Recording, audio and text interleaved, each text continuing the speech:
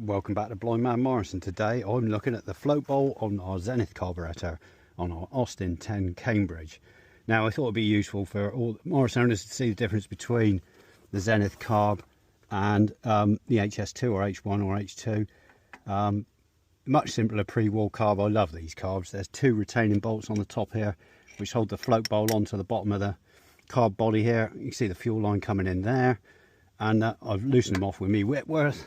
Pop my spanner over there in the tool locker. I'm going to use this as my table to put the bolts on.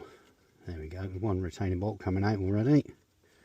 Very simple system here. There's three jets, a metal float and a needle in the top of the unit there to cut off the fuel flow when the engine's no longer running. Yeah, so let's just get these bolts out, pop them up there, look, on top of the air filter. Perfect. What more you can want? Let's just drop that off, and then I'm just holding the bottom of the carb bowl here, float bolt, because as soon as these retaining bolts are out, it just drops off into your hand, which is lovely compared to an HS2, but there we go, look, here it comes. So there's the float bowl. There's no petrol in there at the moment because I undid it earlier and checked it and cleaned it. Let's just drop the float out, and I'm going to shake the float. There we go, and there's no fuel in there because you can't hear any.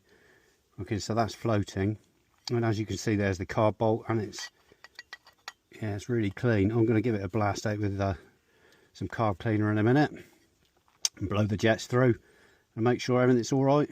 Check the gasket, and the needle's up under here. You can hear that is moving freely, so that's not stuck.